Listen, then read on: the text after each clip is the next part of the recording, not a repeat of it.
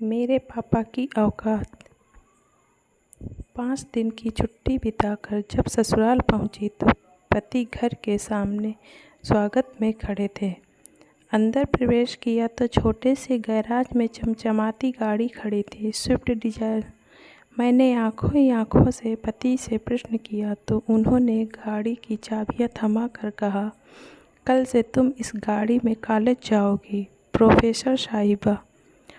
Oh my God! खुशी इतनी थी कि मुंह से और कुछ निकला ही नहीं। बस जोश और भावावेश में मैंने तहसीलदार साहब को एक जोरदार झप्पी दे दी और अमरबेल की तरह उनसे लिपट गई। उनका गिफ्ट देने का तरीका भी अजीब हुआ करता है। सब कुछ चुपचाप और अचानक। खुद के पास पुरानी इंडिगो है और मेरे लिए और भी महंगी खरीद लाएं। 6 साल की शादीशुदा ज़िंदगी में इस आदमी ने न जाने कितने गिफ्ट दिए। गिनती करती हूँ तो थक जाती हूँ। ईमानदार है, रिश्वत नहीं लेते, मगर खर्चीले इतने कि उधार के पैसे लाकर गिफ्ट ले आते हैं। लंबी सी झप्पी के बाद जब मैं अलग हुई तो गाड़ी का निरीक्षण करने लगी। मेरा पसंदीदा कलर था, बहुत सुंदर थी। फिर नज़र उस जगह गई जहाँ मेरी स्कूटी खड़ी थी। हठात वो जगह तो खाली थी, स्कूटी कहाँ है? मैंने चिल्लाकर पूछा। बेच दी मैंने, क्या करना अब उस जुगाड़ का? पार्किंग में इतनी जगह भी नहीं है। मुझसे बिना पूछे बेच दी तुमने। एक स्कूटी ही तो थी पुरानी सी, गुस्सा क्यों होती हो? उसने भावहीन स्वर में कहा तो मैं चिल्ला पड़ी। स्कूटी नहीं थी वो, मेरी ज़िंदगी थी। मेरी धड़कनें बसती थी उसमें। मेरे पापा की इकलौती निशानी थी मेरे पास। मैं तुम्हारे तोहफे का सम्मान करती हूँ, मगर उस स्कूटी के बिना पे नहीं। मुझे नहीं चाहिए तुम्हारी गाड़ी। तुमने मेरी सबसे प्यारी चीज़ बेच दी, वो भी मुझसे बिना पूछे। मैं रो पड़ी। शोर सुनकर मेरी सास बाहर निकल आई। उसने मेरे सर पर हाथ फेरा तो मेरी रुलाई और फूट पड़ी। रो मत बेटा, मैंने तो इससे पहले ही कहा था एक बार बहू से पूछ ले, मगर बेटा बड़ा हो गया है। तहसीलदार माँ की बात कहाँ सुनेगा? मगर तू रो मत। और तू खड़ा खड़ा क्या देख रहा है? वापस ला स्कूटी को। तहसीलदार साहब गर्दन झुकाकर आए मेरे पास। रोते हुए नहीं देखा था मुझे पहले कभी। प्यार जो बेइंतहा करते हैं, याचना भरे स्वर में बोले, सॉरी यार, मुझे क्या पता था वो स्कूटी तेरे दिल की इतनी करीब है।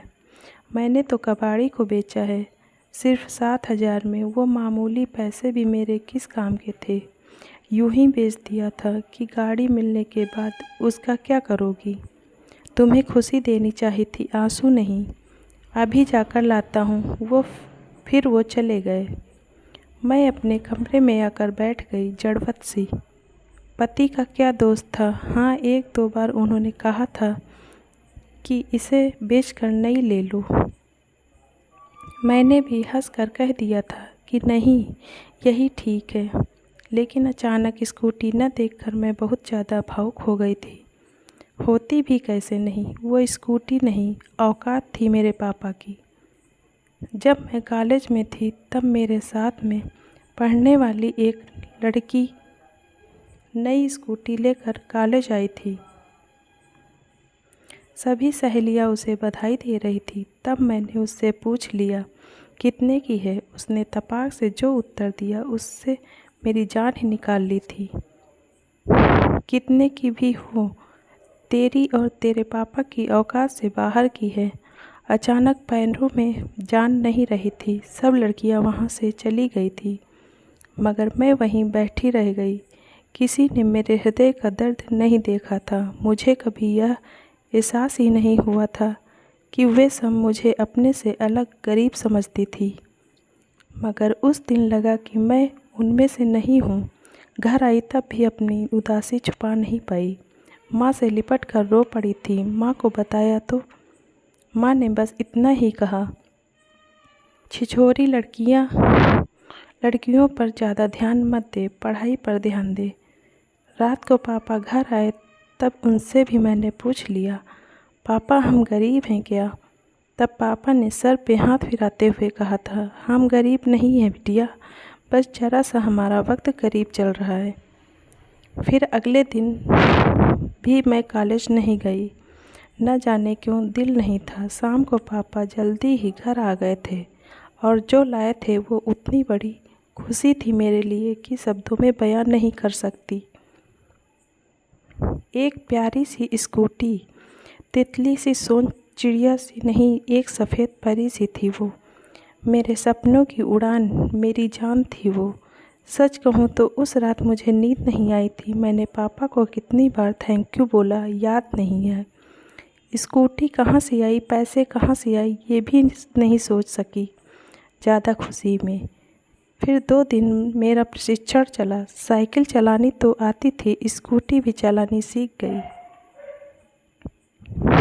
5 दिन बाद कॉलेज पहुंची, अपने पापा की औकात के साथ, एक राजकुमारी की तरह, जैसे अभी स्वर्ण जड़ित रथ से उतरी हो। सच पूछो तो मेरी ज़िंदगी में वो दिन खुशी का सबसे बड़ा दिन था। मेरे पापा मुझे कितना चाहते हैं सबको पता चल गया। मगर कुछ दिनों बाद एक सहेली ने बताया कि वो पापा के साइकिल रिक्शा पर बैठी थी। तब मैंने कहा, नहीं यार, तुम किसी और के साइकिल रिक्शा पर बैठी हो, मेरे पापा का अपना टेम्पो है। मगर अंदर ही अंदर मेरा दिमाग झंझना उठा था। क्या पापा ने मेरी स्कूटी के लिए टेम्पो बेच दिया था? और 6 महीने से ऊपर हो गए, मुझे पता भी नहीं लगने दिया। शाम को पापा घर आए तो मैंने उन्हें गौर से देखा। आज इतने दिनों बाद फुर्सत से देखा तो जान पाई कि दुबले पतले हो गए हैं, वरना ध्यान से देखने का वक्त ही नहीं मिलता था। रात को घर आते थे और सुबह अंधेरे ही चले जाते थे। टेम्पो भी दूर किसी दोस्त के घर खड़ा करके आते थे। कैसे पता चलता बेच दिया है? मैं दौड़कर उनसे लिपट गई। पापा, आपने ऐसा क्यों किया? बस इतना ही मुख से निकला, रोना जो आ गया था। तू मेरा गुरूर है बिटिया, तेरी आंख में आंसू देखूं तो मैं कैसा बाप। चिंता न कर, बेचा नहीं है, गिरवी रखा था। इसी महीने छुड़ा लूँगा। आप दुनिया के बेस्ट पापा हो, बेस्ट से भी बेस्ट। इसे सिद्ध करना ज़रूरी कहाँ था? मैंने स्कूटी मांगी कब थी? क्यों किया आपने ऐसा? 6 महीने से पैरों से सवारियां ढोई आपने। ओ आप पापा, आपने कितनी तकलीफ़ झेली मेरे लिए। मैं पागल, कुछ समझ ही नहीं पाई और मैं दहाड़े मारकर रोने लगी। फिर हम सब रोने लगे, मेरे दोनों छोटे भाई, मेरी मम्मी भी। पता नहीं कब तक रोते रहे। वो स्कूटी नहीं थी मेरे लिए, मेरे पापा के खून से सींचा हुआ उड़न खटोला था मेरा, और उसे किसी कबाड़ी को बेच दिया। दुख तो होगा ही। अचानक मेरी तंद्रा टूटी।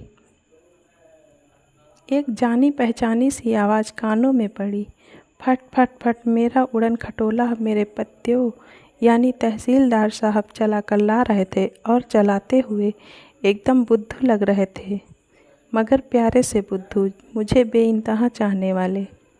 धन्यवाद। आपको ये कहानी अच्छी लगी हो तो प्लीज़ लाइक करें, सब्सक्राइब करें। Thank you.